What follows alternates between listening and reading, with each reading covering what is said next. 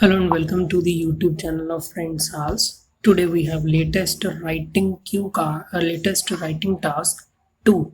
Many animals are in danger of extinction. तो इसका मतलब है कि काफ़ी सारे जो जानवर हैं वो डेंजर ऑफ एक्सटिंक्शन का मीनिंग होता है कि वो अलोप हो रहे हैं, वो बहुत ही कम गिनती में रह गए हैं। कुछ तो बिल्कुल ही ख़त्म हो चुके हैं या फिर कुछ ख़त्म होने वाले हैं, तो उसको हम बोलते हैं डेंजर ऑफ एक्सटिंक्शन।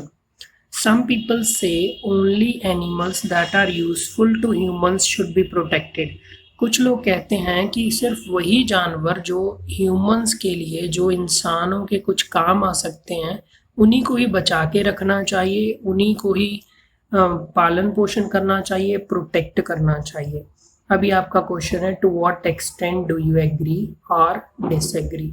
तो आप किस हद तक एग्री या डिसएग्री करते हैं। नॉर्मली स्टूडेंट्स पूछते हैं कि सर इस केस में क्या करें, to what extent do you agree और डिसएग्री। तो एक्सटेंट का क्वेश्चन जब भी आपका आता है, अगर आपका डिजायर्ड बैंड स्कोर 6 से ऊपर है, तो आपको थीसिस स्टेटमेंट बिल्कुल सही ही रखनी होगी। तो उस केस में आप फुली एग्री कर सकते हैं, फुली डिसएग्री कर सकते हैं, या फिर पार्शली एग्री कर सकते हैं। तो हम फर्स्ट ऑफ ऑल इंट्रोडक्शन से शुरू करेंगे। इंट्रोडक्शन में आपके 2 लाइंस होती हैं। जो फर्स्ट लाइन होती है उसको हम सिनोनिम यूज करके, सिमिलर वर्ड यूज करके, विदाउट मीनिंग चेंज किए हुए बनाते हैं। और हम जो सेकंड लाइन होती है उसके लिए हम थीसिस स्टेटमेंट बनाते हैं, जो कि क्वेश्चन बेस्ड होती है। एक आपका क्वेश्चन के बेसिस पे थीसिस स्टेटमेंट बनती है और उसका बहुत ही बढ़िया आपका स्कोर होता है।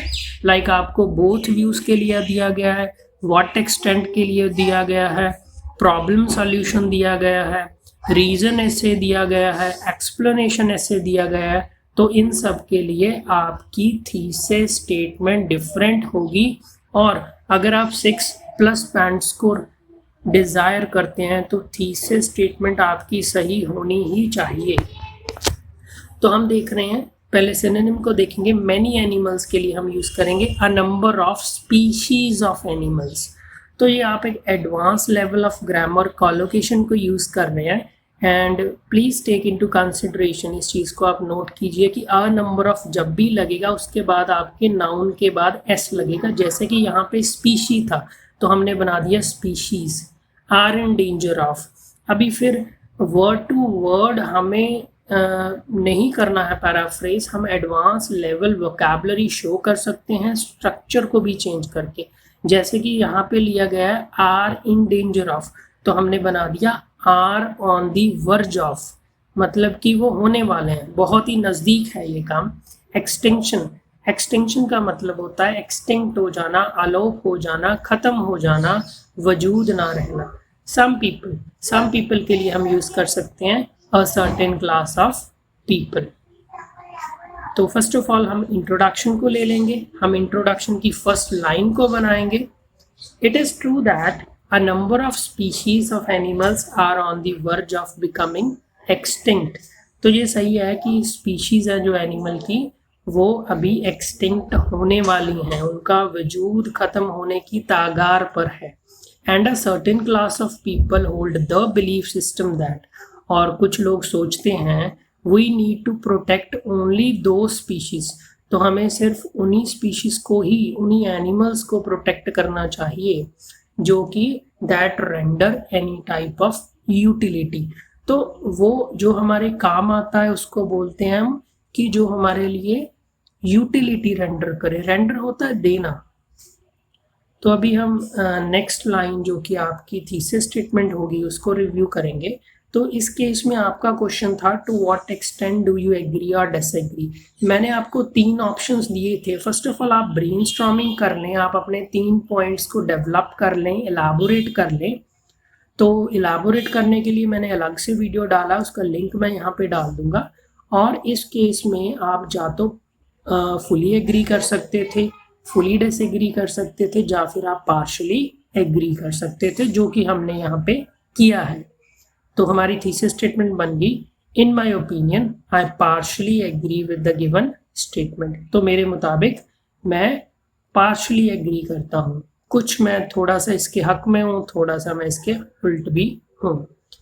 तो देखिए अभी हम कंक्लूजन को देखेंगे। कंक्लूजन के लिए हम वोकैबुलरी यूज करेंगे। नो डाउट आपका कंक्लूजन बॉडी पैराग्राफ के बिना अधूरा है, और मैं उसको आपको रेकमेंड भी नहीं करूंगा, क्योंकि जो भी कंक्लूजन होगा वो on the basis of body paragraph ही होगा।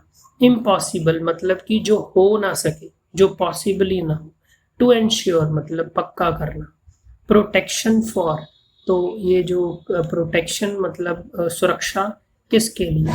For the sake of Mankind, जैसे कि हम वर्ड यूज करते हैं वेलफेयर। वेलफेयर होता है भलाई, भलाई, किसी का फायदा करना, किसी का भला करना, तो वैसे ही हम यूज करते हैं for the sake of Mankind. अभी फाइनली हम आपके कंक्लूजन को ले लेंगे।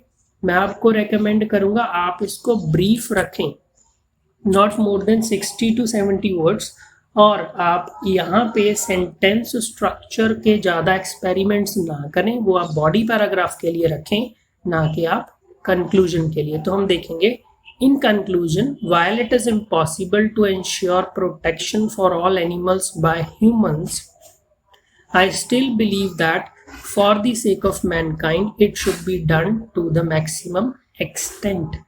तो कंक्लूजन में हमने बोल दिया जैसे कि ये हो ही नहीं सकता कि हम 100% प्रोटेक्शन दे दें एनिमल्स को ह्यूमन की तरफ से। मैं फिर भी सोचता हूँ कि ह्यूमंस की भलाई के लिए ये किया जाना चाहिए जितना भी हो सके।